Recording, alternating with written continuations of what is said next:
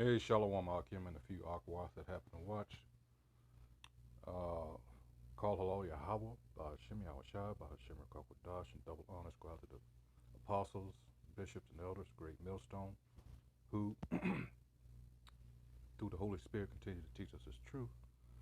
All right, this is Naaman with the DC camp, and what I hope to present to you today is a reminder, a little bit of what we lost in just the last 100 years, and how these devils, through, well, witchcraft, one way, but just the hatred towards us. Here you have a people under subjection who tried, despite all the obstacles, chattel slavery, which ended in 1865, but then they changed tactics. They relied on lies and deceit, and they never let up. All right, and hey, we got to get the scripture real quick right off the bat. Actually, I thought I already had it loaded, Salaki. But like I say, we're going in the Old Testament here, Isaiah and 14, you know. And what it says here, it says, he who smote the people in wrath with a continual stroke, and that people will be us. All right, he that ruleth the nations in anger is persecuted, and none hindereth. All right, and this all goes down into, you know, the 5 eyes, as I call it, because at verse 12, actually I could start at 11, I skip on down to there, it talks about thy pomp is brought down to the grave. Who is more proud on this earth than the so-called white man, the Edomite? None. In the noise of thy vows, the worm is spread under thee. Again, this place is falling apart. You had a bridge collapsed a couple of days ago, and that was a hell of a foreshadowing, omen or whatever hell you want to call it. But hey, like an hour before the president is due to visit, the bridge collapsed. Infrastructure, that worm, that decay, this place is rotting from the inside out in more ways than one. Thy pomp is brought down to the grave, and the noise of thy vows, the worm, that decay, is spread under thee, and the worms cover thee. How art thou fallen from heaven, O Lucifer? Think Luke 10 and 18, where the Lord said he beheld Satan fall as lightning. His kingdom, he's on the way out, and he's trying to, everybody's on to him now, so he's trying to plug up all these leaks, this information that's coming out on him, How art thou fallen from heaven, O Lucifer, son of the morning? How art thou cut down to the ground, which didst weaken the nations? And here come the 5 eyes. For thou hast said in thine heart, I will ascend into heaven. I will exalt my throne above the stars of God. I will sit also upon the mount of the congregation in the sides of the north. I will ascend above the heights of the clouds. I will be like the Most High. And certainly he's trying to do that. 2 Thessalonians 2nd chapter. All right, so let's get back to this. Again, this is who is over us, the wicked. The earth is given into the hand of the wicked, Job 9:24. There's some dignity here, all right? By contrast, what do we have today? So you have to ask yourself, well, what happened? These pictures are mostly circa 1920 or even 1919, World War One. But just look at, again, we're coming up on that month, that everybody dreads that know what's going on, so-called Black History, all right? And it gives you a little, it says President Gerald Ford may be credited for officially recognizing the tradition in 76, but a month-long celebration of Black American achievement goes back decades earlier. Skipping down, says 1926 was a banner year thanks to historian Carter G. Woodson's declaration of a Black History Week. The first collegiate institution to celebrate Black History Month is thought to be Kent State University. First of all, we don't get into all that because we're not black. All right, so just lay that out there for everybody to know that don't know. I've never seen a black man. That's really an insult, and they get away with insulting you to your face. All right. When you look up black, what does it mean? When you put black in front of something, what does that mean? What does that do to that object or person? All right, think about that. And yet, we were taught to embrace that. Wow, what did I say about witchcraft and things of that nature? His media is a big part of that. All right, it says here's a look at what many facets of so-called Black American life looked like roughly a century ago. And this woman here, this couple here rather, look at them, dignified, not pants below their asses and shit like that. That's the point I'm trying to make. It says this photo shows a woman wearing a pearl necklace and earrings circa 1925. The images is from a collection of photo postcards from the period, on the go as it's called. All right, young flappers. In case you didn't know, the flappers are those girls you see in those old, black and white, reel-to-reel footage where they're like dancing all retarded and stuff. Well, those were the flappers, those women back then. You see how they dress with the hair. Let's see. Emancipation Day. Oh boy. One of the biggest, but this is included in the biggest, if you understand what I'm trying to say, because we were never freed. When you understand what emancipation means, you have to look up the synonyms of these words, because that's how they play tricks on you. And in this example, it just means we were transferred. That's all. We went from being on the plantations to becoming wards of the government. That's all. That's it. We weren't freed. You got all these invisible shackles. All right. You got your birth certificate. See, when you realize to the extent that they went in order to keep a hold on us. See, what's that expression? The best slave is the slave that doesn't think he's a slave, or something to that effect. And that's true with our people. You look at that date, 1865, Emancipation Proclamation, you think you actually freed. I mean, they wear that proud, not realizing that you were duped. We as a people were lied to, we were duped. All right. The big con, whatever you want to call it, and all these amendments and pieces of shit not worth the paper that they're written on, these so-called amendments. In the meantime, what did they have? They always undercut you with something. You had the so-called Freedmen's Bureau. You had Reconstruction. You had, in the meantime, while these things are going on, what did the so-called white man do? He invented the National Rifle Association, and at the same time, the Ku Klux Klan. We got something for you niggers. And they did. Terrorize. Jim Crow. All these other things they wrote down on paper. All right? That gave our people false senses of hope and security.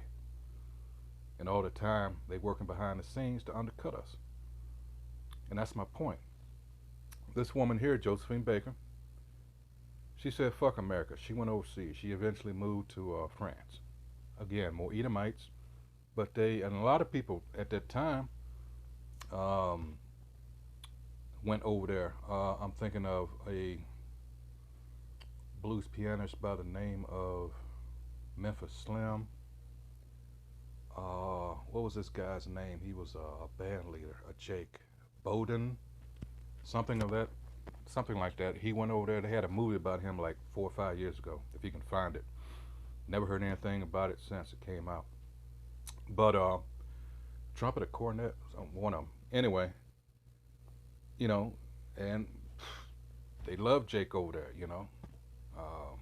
But again, you're dealing with Edomites. Here's Jack Johnson, Harlem Parade. All right. It's thought to be around July 1921. All right. Here we go. Someone else. All right. Again, not all wild and crazy. An air of dignity, like I said. All right. Here's another postcard photo. Look at the dress all the way down. All right. That's that era. This full-length portrait shows a woman seated in a wooden chair and holding a telephone. All right. On patrol, got 2 Jake policemen. All right. And this is in Harlem, and it says 1929. So I'm guessing this is before that dreaded October, and into October that year when that Wall Street collapsed. All right. Stock market collapse. Here's Josephine Baker again. All right. If anybody ever seen the movie, if you hadn't, with what was her name? I think she married an Amalekite. What was her name? Oh boy, Lynn Whitfield. Here's another picture of her. All right. Let's see, 1927. Here's a cook. A cook. You know, that, not that wicked pride, but this is what I do. I'm good at it. Here, take my picture. All right. Uh, Taking a break. This is in Pittsburgh, Hill District. All right. 1929. Here we go back 8 years. You know, it's not necessarily in order, in case you hadn't figured it out yet. Tulsa Race Massacre. All right. Because it wasn't a riot, it was a massacre. It says the folder dated June 3rd, 1921. They got a lot of injured Jake, you know, in the wagon there, taking them supposedly to the hospital. All right. Here is a pioneer for children, Janie Porter Barrett, around 1922. Again, look at the dress. Dignity. All right. Blues royalty. Oh boy, here we go. Betsy Smith. I believe Queen Latifah just portrayed her, or at some point, I don't know when, I don't really pay attention to that. Once you know, she was known as the Empress of the Blues. Here she is again, circa 1925, coal miners on strike. All right, 1929 again, that was a busy year. Jack Johnson again, training, known as the Galveston Giant. And there he is again with the Chicago Defender newspaper. All right, year was 1926. Jack Johnson again. All right. Renaissance Man. Leroy Porter. Ida B. Wells, an investigative journalist and civil rights activist, was noted for her documentation of lynchings in the United States, among other achievements. This is around 1920. And here's this cat here. They say he is a founder, but once you know who was really and who is still really behind the NAACP, it's not Jake, it's Amalek, all right, the so-called Jew, all right. So this cat's name was James Weldon Johnson. This is around 1925. Ma Rainey, the mother of the blues. Women at work, all right, at a doll factory, making dolls that look like us, all right. NAACP leaders, all right, there you go. Portrait of a poet. Alice Dunbar Nelson.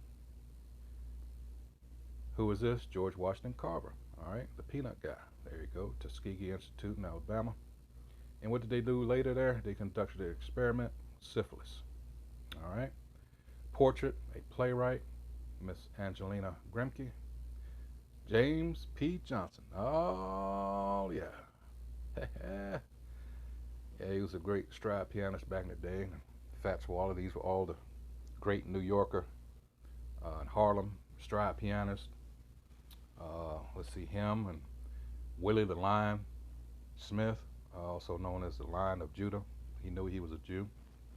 Willie the Lion Smith, and then Fats Waller came along. I think there was someone else. But anyway, let's see, a King and his band. Let's see, King Oliver. Louis Armstrong is in there. Let's see, a lady with style.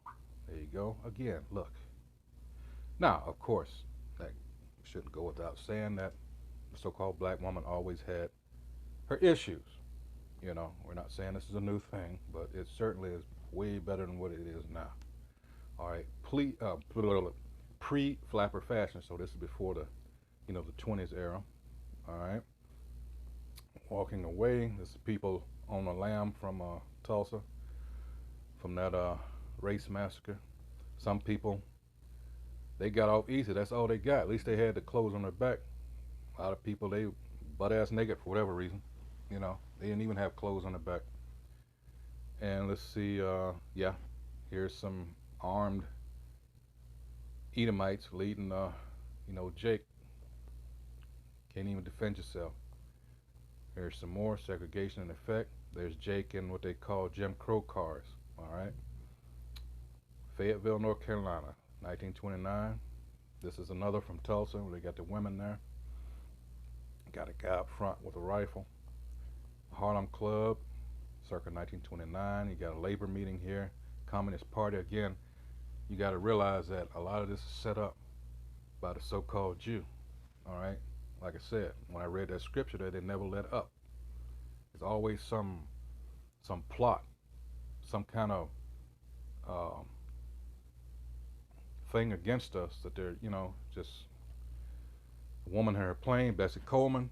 She's famous as first black woman, so-called, and first Native American to hold a pilot license. All right. It's 1922. Homecoming. Jake coming back for World War I. All right. Having a little fun. All right. Oh, here they are, the Harlem Hellfighters. 369th Black Infantry Regiment. All right. The French honored them with another nickname after witnessing their bravery, the Men of Bronze. Oh, Binga State Bank. Uh-oh. And maybe this brothers in Chicago. Whoops.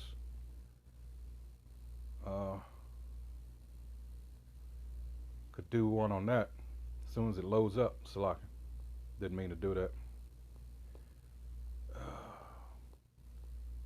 Supposedly the first, let me get the year straight here before I open my mouth, because it did have banks in Tulsa. I just want to get it right. Almost there. Let's see, here we go. Binga State Bank, 1925. So this is 4 years.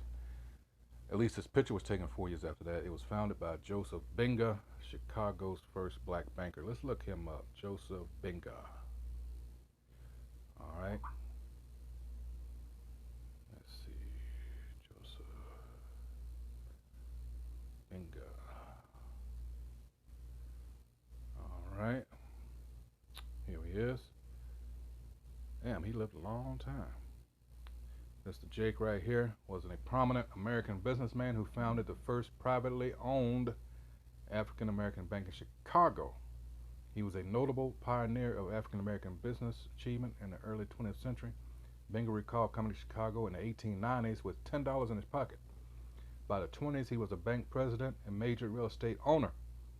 Unwilling to conform to de facto private real estate segregation, white real estate interests sometimes opposed him violently.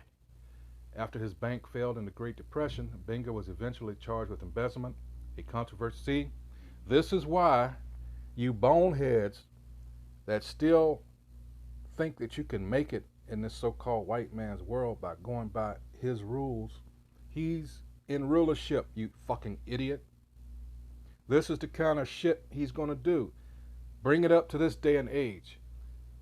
Do you assholes even remember the billionaire Jake that made a promise to pay for Jake's what was it? What's his name? I'm gonna come back to this. I gotta do this. I done brought it up. Salakia. What was his name? Black billionaire. I just have to put it like that. Let me word it. This guy, if you don't remember, about 2 or 3 years ago, Tonga, all right, hold on. He said he would pay for, I believe it was Morehouse College, he would pay for Jake's, he would pay off their student loans. Let's see, billionaire. Let's see, to pay student loans. Here it is. Telling you cannot make it. Let's see. Robert F. Smith is his name. All right. Billionaire pays $34 million to settle Morehouse student loan debt for class of 2019. All right. Here he is. He has paid off the student debt for nearly 400 spring graduates at a cost of $34 million. So he did it. You know what happened to him after that? He was investigated. Supposedly they got him on some kind of fraud shit. you, whoever that is of us, you're never going to succeed. You cannot have two kings ruling at the same time. That's my point. One of them got to go, and this devil has got to go. He's never going to play fair. He hates us. All right, this is the end of this. He hates us. This is all about the birthright that he can't get back. He sold, he can't get it back. And in the spirit, it wasn't never meant to him anyway. All right. An example, all you have to do is look around. Look at the state of this world. It's fucked up. Why? Because you got the wicked ruling. You got the bases of men ruling. He is a complete contrary to the law, statutes, and commandments of Yahweh Ba'Shem Yahweh Shai. He's got to go. And also, all this, he had to do something. As it says in, let me get Psalms. Think about this. This is a people that I had in hard bondage for at least almost 300 years. And now all of a sudden, they're doing better than me in a lot of cases. That should scare the hell out of a motherfucker, right? But this is, as a consequence, this is Psalms 62 and 4. This is, they only consult to cast him down from his excellency. And that's what they do. Anytime Jake does something positive, here come 10 more stories that Jake does something negative. All right.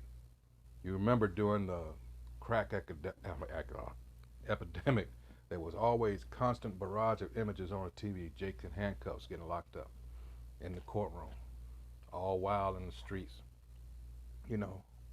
But again, that's prophecy, and that's because we fucked up. All right. It says they only consult to cast him down from his excellency. They delight in lies. They bless with their mouth. Oh yeah. You know, when I had a certain vehicle, I would have these Edomites. Oh, that's a nice car, but I knew they were full of shit. I knew what they were really saying. This motherfucker. That's just the way they are, and this is the perfect scripture. They bless with their mouth, but they curse inwardly. Salah. All right. And through their media, ooh, it's a huge weapon. That's why I said that.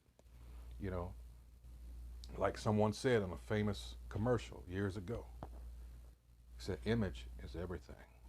And now his image is being tarnished because people, again, technology the way it is, and we're out there, again, doing the opposite of what he was doing to us. We're doing to him. We're telling, hey, this motherfucker did this motherfucker did that.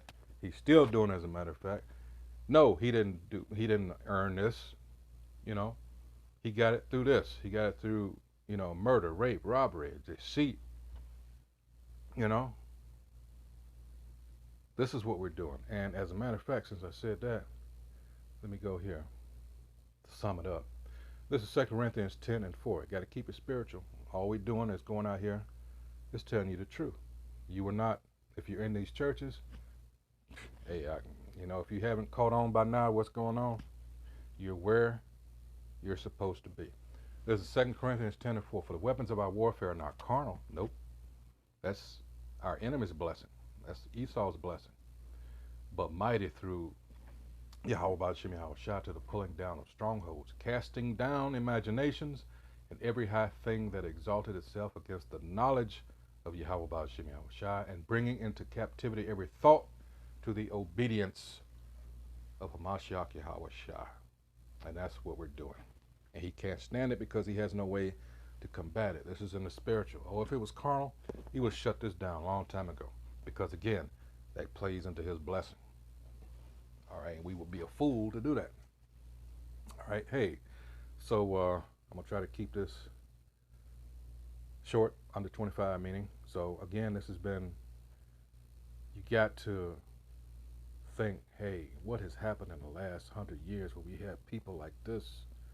This was Jake, you know, weren't crackheads and weed heads, and although you had it during this time and before, you know, pimping and all that, that shit was kept.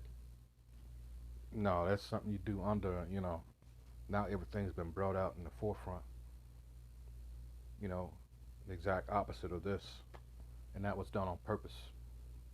Like I said, what did he do? Cast us down from our excellency. And that was done on purpose. They knew that in the civil rights era, when they were exposed and the world saw the shit that they were doing to us, because everybody said, oh, them niggers, they are, you know, they just lazy. And ever since then, more and more shit has come out, especially in the last 20 years. All right? But they were hurt. You know, TV picked all that up. All right, so they, wait a minute. Shit, they saw us doing this. Why don't we turn this around? Why don't we use the media? And that's what they did. They turned everything around on us. Remember what I said at the top. Constant bombardment of images of Jake fucking up. As if to justify them coming out here murdering us. That media, same thing's going on with that, trying to get you to get that shot. That media. Hey, so with that, I hope whoever reviews this is edified. Again, this has been on Remarkable Photos of Black America 100 years ago. Just 100 years. All right. All these dignified. All right. With some, we're talking about not that wicked pride. No, we're talking about, you know, damn. But luckily, we're almost out of here. Hey, so with that, hey, shalom.